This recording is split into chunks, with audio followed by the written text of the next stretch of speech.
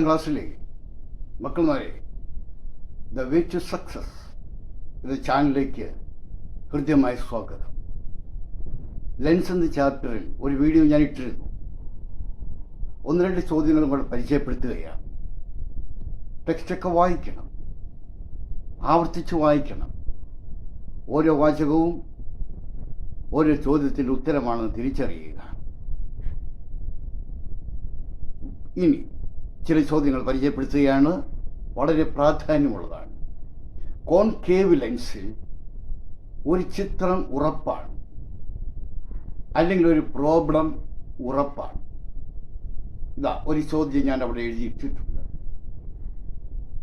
5 centimetre focus ദൂരമുള്ള concave lens 10 centimetre അകലെ വസ്തു വെച്ചിരിക്കുന്നു. കോൺകേവ് ലെൻസിൽ യുവും വിയും എഫും എല്ലാം ഇടതുവശത്താണ്. അതുകൊണ്ട് അതെല്ലാം നെഗറ്റീവ് ആയിരിക്കും. മിക്കപ്പോഴും പ്രതിബിംബത്തിൻ്റെ സ്ഥാനം കണ്ടുപിടിക്കാനാണ്. ആ പ്രതിബിംബത്തിൻ്റെ പ്രത്യേകതകൾ എന്തെല്ലാം? മിക്കപ്പോഴും ഈ ഒരു ചോദ്യം വരാറുണ്ട്. ഇത് കഴിഞ്ഞ വർഷമൊക്കെ ഉണ്ടായിരുന്നതാണ്. അപ്പോൾ യു -10, എഫ് -5. വി കണ്ടുപിടിക്കാനുള്ള ഇക്വേഷൻ എന്താണ്? വി = FU / U + F എന്നാണ്. അത് വിലയിട്ടിട്ടുണ്ടല്ലോ. രണ്ടും മുകളിൽ -5 × -10 / -10 +-5 ചിഹ്നങ്ങളുടെ ഓപ്പറേഷൻ കറക്റ്റ് ആയിരിക്കണം. അത് ക്രിയേറ്റ് ചെയ്ത് സ്റ്റെപ്പുകളെല്ലാം അവിടെ ഉണ്ട്. അത് ക്രിയേറ്റ് ചെയ്ത് വന്നപ്പോൾ നമുക്ക് എത്ര കിട്ടി? മുകളിൽ പോസിറ്റീവ് ഉണ്ട്, താഴെ ഒരു നെഗറ്റീവുമുണ്ട്. +/- മൈനസ് വരും. 3.33 സെന്റിമീറ്റർ.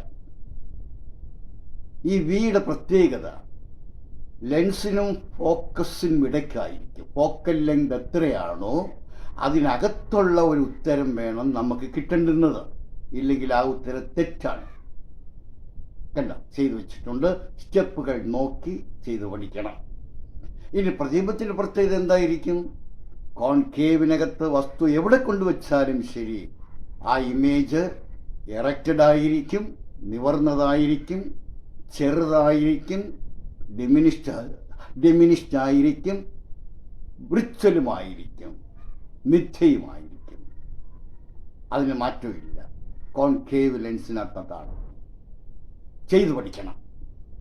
ഇനി അടുത്തതായിട്ട് പരിചയപ്പെടുത്തുന്നത്, ഫോക്കസ് ദൂരം തന്നാൽ പവർ എങ്ങനെ കണ്ടുപിടിക്കാം?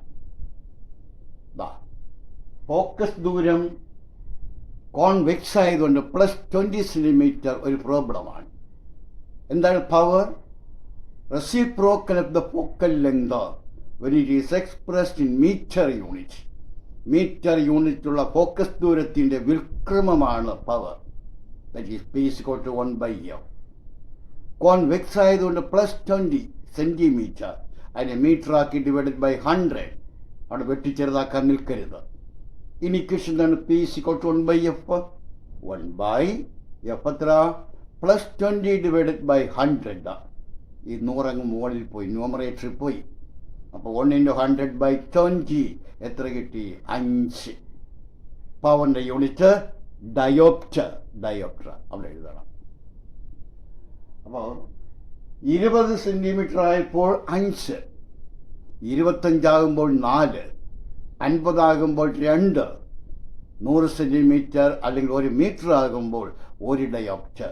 ഫോക്കസ് ദൂരം കൂടുന്നു, പവർ കുറയുന്നു എന്നർത്ഥം. ഇനി പവർ തരുന്നു. ഫോക്കസ് ദൂരം എങ്ങനെ കണ്ടുപിടിക്കും? P = 4 dioptre. എഫ് എത്ര എന്നാണ് ചോദ്യം. അപ്പോൾ എഫ് കണ്ടുപിടിക്കാനുള്ള ഇക്വേഷൻ എന്താണ്? F = 1/P എന്നാണ്. 1/4 അത് മീറ്ററാണ്. അതിനെ സെന്റിമീറ്റർ ആക്കാൻ × 100/4 എത്ര? 25 സെന്റിമീറ്റർ. ഉത്തരം കിട്ടുന്നു. അപ്പോൾ പവർ തന്നാൽ ഫോക്കസ് ദൂരം കണ്ടുപിടിക്കണം. ഫോക്കസ് ദൂരം തന്നാൽ പവറും കണ്ടുപിടിക്കണം. ഇനി അടുത്തൊരു ചോദ്യം എന്ന് പറയുന്നത് എക്സ് വൈ അത് രണ്ടും ലെൻസുകളാണ്. കോൺകേവ് ആണെന്നോ കോൺവെക്സ് ആണെന്നോ ഇവിടെ പറയുന്നില്ല, പക്ഷെ നമ്മളെ തിരിച്ചറിയുവാനാണ്. എഫ് രണ്ടിടം ഉണ്ടല്ലോ, ഒപ്റ്റിക് ആക്സിസിന് പാരലായിട്ടൊരു റേ വരുന്നുണ്ടല്ലോ, ബാൻഡ്. അത് ഫോക്കസിൽ കൂടി കടന്നു പോകണമെങ്കിൽ, മറുവശത്തെ ഫോക്കസിൽ കൂടി കടന്നു പോകണമെങ്കിൽ അതൊരു കോൺവെക്സ് ലെൻസ് ആയിരിക്കണം. രണ്ടാമത്തത് അതേ വശത്തെ ഫോക്കസിൽ നിന്നും അകർന്നു പോവുകയാണ് ബാൻഡ്, അപ്പോൾ അതൊരു കോൺകേവ് ലെൻസ് ആയിരിക്കും. അപ്പോൾ ഇങ്ങനെ എക്സ് എന്നും വൈ എന്നും തരാം. ആ ലെൻസുകൾ ഏതാണ് എന്ന് തിരിച്ചറിയുക എന്നുള്ളതാണ്. എന്തുകൊണ്ട് ഈ വിശദീകരണം അവിടെ കൊടുക്കണം? ഇനി ഇത് കഴിഞ്ഞ വർഷത്തെ ടെസ്റ്റിൽ കിടന്ന ഒരു ചോദ്യമാണ്. ചോദ്യകർത്താവിന് ഏത് ചോദ്യം ചോദിക്കാം. ഞാനിവിടെ എഴുതിയിട്ടിരിക്കുന്ന കറക്റ്റ് സ്റ്റേറ്റ്മെൻറ്റുകളാണ്, ശരിയായ പ്രസ്താവനകളാണ്. ഇതിന് വിരുദ്ധമായിട്ട് കണ്ടാൽ അതെല്ലാം തെറ്റുത്തരമാണെന്ന് തിരിച്ചറിയുക. എന്താണ് ആവർത്തനം? 1 എന്ന് പറയുമ്പോൾ ആവർത്തനം എന്താണ്? HI/H ആണല്ലോ. ന്യൂമറേറ്ററും ഡിനോമിനേറ്ററും സെയിം ആകുമ്പോഴാണ് ഉത്തരം 1 വരുന്നത്. എന്ന് പറയാൻ ഹൈറ്റ് ഓഫ് ദ ഇമേജും ഹൈറ്റ് ഓഫ് ദ ഓബ്ജക്റ്റും തുല്യമാണ് എന്നർത്ഥം അവിടെ കിടപ്പുണ്ട്. ഇനി ആവർത്തനം 1 കൂടുതലാണെങ്കിലോ ഗ്രേറ്റർ ദാൻ 1 ആണെങ്കിലോ ന്യൂമറേറ്റർ വലുതായിരിക്കണം. അത് height of the image is greater than the height of the object. അങ്ങനെയാണെങ്കിൽ ആവർത്തനം ഗ്രേറ്റർ ദാൻ 1 ആയിരിക്കും. ഇനി ലെസ് ദാൻ 1 ആണെങ്കിലോ ന്യൂമറേറ്റർ ചെറുതും ഡിനോമിനേറ്റർ വലുതുമായിരിക്കണം. ഹൈറ്റ് ഓഫ് ദ ഇമേജ് ചെറുതും ഹൈറ്റ് ഓഫ് ദ ഓബ്ജക്റ്റ് വലുതുമാകണമെങ്കിൽ ഉത്തരം 1 കുറവ് വരും. ഇനി ആവർത്തനം നെഗറ്റീവ് എന്ന് പറഞ്ഞാൽ അർത്ഥം എന്താണ്? The negative sign shows the image is inverted ആണ്, പ്രതിബിംബം തലകീഴായതാണ്, യഥാർത്ഥമാണ്. ഇത് ഇത്രയും കറക്റ്റായിട്ടുള്ള സ്റ്റേറ്റ്മെൻറ്റുകളാണ്. ഇതിന് വിരുദ്ധമായിട്ട് കണ്ടാൽ അതെല്ലാം തെറ്റുത്തരമാണ് എന്ന് തിരിച്ചറിയണം. ഇപ്പോഴത്തെ രീതികൾ അങ്ങനെയാണ്. ചോദിക്കും, ഉത്തരങ്ങളൊക്കെ തരാം, അതിനകത്ത് നിന്ന് കറക്റ്റായിട്ടുള്ള നമ്മൾ എടുത്തങ്ങ് എഴുതിയാൽ മതി. ഇനി ഒരു പ്രസ്താവന തരും, അതിൻ്റെ ആ പ്രസ്താവന അതിൻ്റെ റീസൺ തരും, കാരണം തരും. ചിലപ്പോൾ സ്റ്റേറ്റ്മെൻറ്റ് കറക്റ്റായിരിക്കും, പ്രസ്താവന തെറ്റായിരിക്കും. അതിന് കാരണം പ്രസ്താവന ശരിയായിരിക്കും, അതിന് കാരണം തന്നിരിക്കും ചിലപ്പോൾ തെറ്റായിരിക്കും. അങ്ങനൊരു ചോദ്യം വരാറുണ്ട്. ഇതുവരെ പുതിയതായിട്ട് വരുന്നുണ്ട്. അത് CBSEക്ക് ചോദിക്കുന്ന ചോദ്യങ്ങളാണ്. അതിവിടെയും വന്നിട്ടുണ്ട്, അസേർഷനും റീസണും എന്നും പറഞ്ഞുകൊണ്ട്. ഇനി നോക്കാം, ടെലിസ്കോപ്പും മൈക്രോസ്കോപ്പുമാണ്. ടെലിസ്കോപ്പും മൈക്രോസ്കോപ്പും അവിടുത്തെ ലെൻസുകളൊന്നൊരു കമ്പാരിറ്റീവ് സ്റ്റഡിക്ക് പഠിക്കണം. എങ്ങനെ? ടെലിസ്കോപ്പിനകത്താണെങ്കിൽ എന്താ ടെലിസ്കോപ്പോ? ദൂരെയുള്ള വസ്തുക്കളെ അടുത്ത് കാണാൻ സഹായിക്കുന്നതാണ് ടെലിസ്കോപ്പ്. 2 തരം ടെലിസ്കോപ്പ് ഉണ്ട്. അസ്ട്രോണമിക്കൽ ടെലിസ്കോപ്പ് ഉണ്ട്, ടെറസ്ട്രിയൽ ടെലിസ്കോപ്പ് ഉണ്ട്. അസ്ട്രോണമിക്കൽ എന്ന് പറഞ്ഞാൽ ബഹിരാകാശ ഗോളങ്ങളെ കുറിച്ച് പഠിക്കാനാണ്. ടെറസ്ട്രിയൽ എന്ന ഭൂമിയിൽ അകലെയുള്ള വസ്തുക്കളെ അടുത്ത് കാണാനാണ്. റിഫ്രാക്റ്റീവ് ടെലിസ്കോപ്പും ഉണ്ട്, റിഫ്ലക്റ്റീവ് ടെലിസ്കോപ്പ് ഉണ്ട്. മിറർ ഉപയോഗിക്കുന്നത്, കോൺകേവ് മിറർ ഉപയോഗിക്കുന്നത് റിഫ്ലക്റ്റീവ് ടെലിസ്കോപ്പാണ്. നമുക്കിവിടെ റിഫ്രാക്റ്റീവ് ടെലിസ്കോപ്പാണ്. വസ്തുവിന് നേരെ വരുന്നതാണ് ഒബ്ജക്റ്റീവ് ലെൻസ്. അവിടെ ഫോക്കസ് ദൂരം കൂടുതൽ. നോക്കുന്ന ലെൻസ് ഐപീസ്, അവിടെ ഫോക്കസ് ദൂരം കുറവാണ്. ഇതിന് നേരെ വിരുദ്ധമാണ് ചെറിയ വസ്തുക്കളെ വലുതാക്കി കാണിക്കുന്ന മൈക്രോസ്കോപ്പിനകത്തുള്ളത്. അവിടെ ഒബ്ജക്റ്റീവ് ലെൻസ് ഫോക്കസ് ദൂരം കുറവ്, ഐപീസ് ഫോക്കസ് ദൂരം കൂടുതൽ. ഇതൊരു താരതമ്യ പഠനത്തിന് ശരി. കോളം തിരിച്ചൊക്കെ തരാം. ഇത് അതിനകത്ത് ഉത്തരവൊക്കെ തരാം, കൂടുന്നു കുറയുന്നു എന്നൊക്കെ വരാം.